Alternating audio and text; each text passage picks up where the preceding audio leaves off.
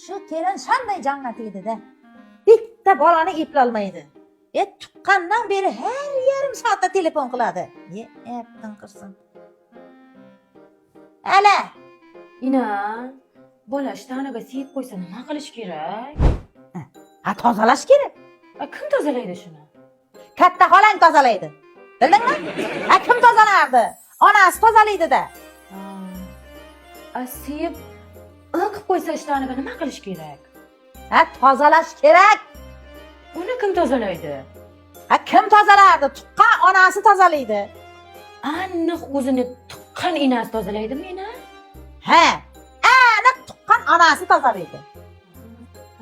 Unday bo'lsa kengdayna, o'zingiz ishtonlarini yuvib, bir cho'miltirib keting. Ichib kelib hamma joyga qusib bulg'ab tayladi.